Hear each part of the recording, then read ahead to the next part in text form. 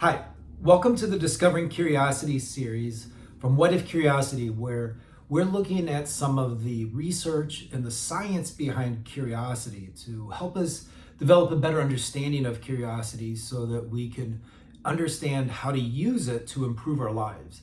And the study I want to look at a little more today is called How Are Curious People Viewed and How Do They Behave in Social Situations from the Perspectives of self, friends, parents, and unacquainted observers. One of the longest titles ever, but it's a fascinating study. And well, I should also mention that it's published by Todd Kashdan, Ryan Sherman, Jessica Yarborough, and David Funder. And again, it's a really interesting study because I'm going to read the results of it for you. And as you'll see, the results demonstrate a lot of great things about curiosity.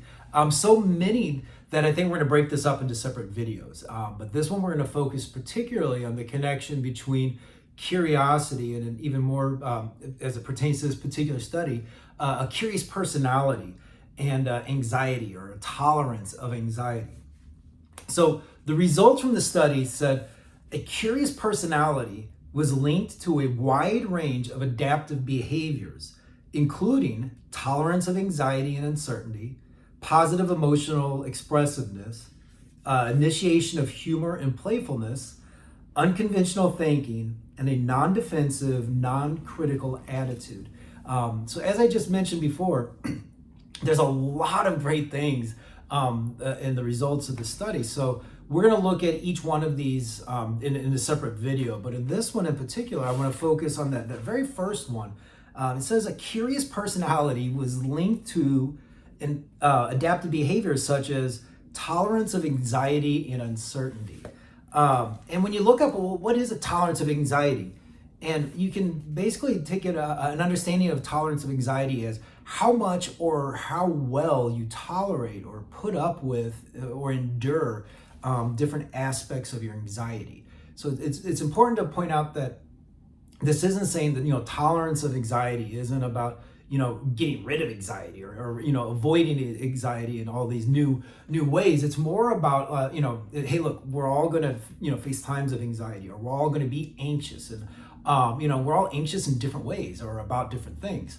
But what they're finding is that with a curious personality or someone who's curious is able to have a higher tolerance of anxiety, meaning when this happens that they can manage it or they can endure it or they can in some ways even benefit from it, right? And that's one of the exciting things about curiosity-based thinking is because when you start training your thinking in curiosity and using the curiosity-based thinking methodologies and approaches, it's one way to not only pique your curiosity, as we mentioned before, but to do this kind of training of your curiosity, so you develop this curiosity personality that this study mentions, that you can get all of these wonderful benefits. And it really doesn't take that much. It might take just a little by little each day, but just think, next time you're thinking about getting curious, or you're really curious, or you recognize the curiosity in yourself one way or the other, pat yourself on the back or encourage that behavior. Find ways to motivate that curiosity behavior, because among many other things, it'll help you tolerate anxiety or help you manage the anxiety that you may face day to day or in specific moments, which is a pretty cool benefit if you think about it, yeah? But it's the other thing, the reason I want to encourage you to follow along with not just the Discovering Curiosity series with What If Curiosity, but other videos and content I'll share, because what I want to do is make as free as possible all of these different methodologies and processes, activities that use curiosity-based thinking, so that you can not just pique your curiosity, but you can work more diligently toward becoming one of these curiosity personalities, so that you can, among other things, you have a better tolerance of anxiety and find better ways to not only endure the anxiety you might face, but actually find ways to transform it into positives, right? One of the great things about curiosity-based thinking in particular is it doesn't just allow you to get curious, but it forces you to do something, right? Or it guides you along ways of not just actions, but positive actions, things that will bring you further actions, right? Further positive results. So I want to deeply encourage you to not only get more curious about curiosity, but get more curious about your own curiosity and try to find ways to not just pique your curiosity, but also develop that curiosity personality. So among other things, that you can develop this high tolerance of anxiety. So yeah, thanks again for getting curious about curiosity again, in particular about tolerance of anxiety and how curiosity can help you deal with anxiety.